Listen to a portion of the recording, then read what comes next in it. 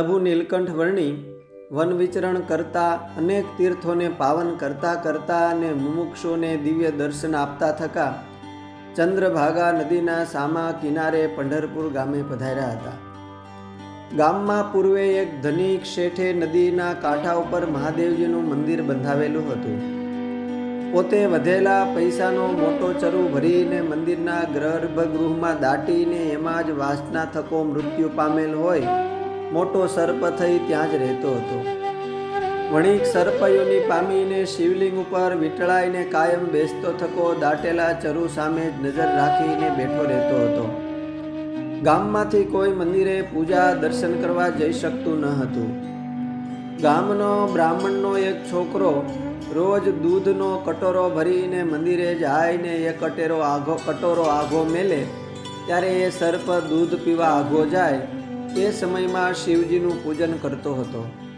પેલો છોકરો જેવો પૂજા કરીને આઘેરો જાય એટલે એ સર્પ પાછો શિવલિંગને વીંટળાઈને રોજિંદી રીતે એમ ટાપીને બેઠો રહે. પૈસાના ચરુમાં પૂર્વની વાસનાએ એના જીવનો કોઈ મોક્ષદાયી ઉકેલ હતો જ નહીં. ગામ લોકોને પણ આ સર્પનું બહુ જ કુતૂહલ હતું. આવું ઘણાય દિવસ સુધી હાલ્યું.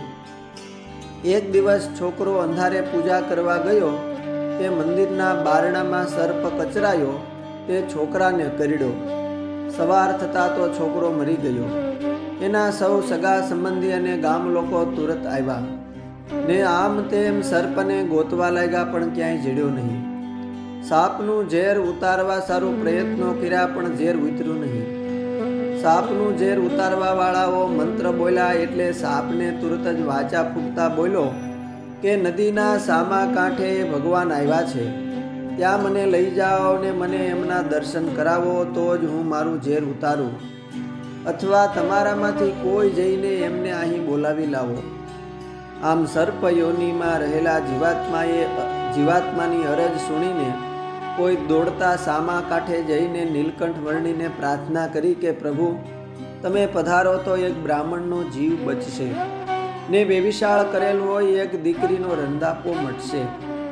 નીલકંઠ વર્ણી બોલ્યા કે તમે જાઓ, હું સ્નાન કરીને હમણાં જ આવું છું. થોડી વારે નીલકંઠ વર્ણી ત્યાં પધાર્યા. પ્રભુ ત્યાં આવતા જ સૌના અંતરમાં શાંતિ થઈ. પોતે મૃત છોકરાના શરીર પાસે જઈને ઊભા રહ્યા ને ધીર ગંભીર ઘેરા સાદે બોલ્યા કે આ સાપને પકડી લાવો. ત્યારે ગામ લોકો બોલ્યા કે અમે ક્યારનો એને ગોતીએ છીએ. દરરોજ તો શિવલિંગને વીંટળાઈને બેઠો હોય પણ આજ તો એ સાપ જડતો જ નથી. નીલકંઠ વર્ણીએ પોતાની જમણા હાથની આંગળી ઊંચી કરીને ઈશારો કર્યો એટલે એ દિશામાંથી સાપ દોડતો આવ્યો અને ફેણ ઊંચી કરીને પ્રણામ કર્યા એટલે વર્ણીએ એના ઉપર હાથ ફેરવતા એ કૃતાર્થ થયો. પ્રભુએ એને આશીર્વાદ દીધા કે હવે તારી ચિંતાનો ત્યાગ કરી દે, હું તને મારા ધામમાં મોકલું છું. નીલકંઠ વર્ણીના ઈશારે સાપે તમામ ઝેર સૂચી લીધું અને થોડી જ વારમાં બ્રાહ્મણનો દીકરો બેઠો થયો. નીલકંઠ વર્ણીના અનુગ્રહે એ સાપના જીવને અક્ષરધામની પ્રાપ્તિ થઈ અને વર્ણી સૌ સાથે મંદિરના ગૃહમાં આવ્યા અને જમીનમાં સંતાડેલો ચરુ બહાર કઢાવ્યો. એ ચરુની રોકડ રકમમાંથી 3 ભાગ કરાવી, એક ભાગની બ્રાહ્મણોને 84 કરાવી, બીજા ભાગની સૌને દક્ષિણા દીધી અને ત્રીજા ભાગને સદાવ્રતમાં દાન કરાવ્યું. આમ નીલકંઠ વર્ણી સૌને દિવ્ય પ્રતાપ દેખાડીને આગળ ચાલ્યા. અસ્તુ. જય સ્વામિનારાયણ. શ્રી સહજાનંદ સ્વામી ચરિત્રમાંથી.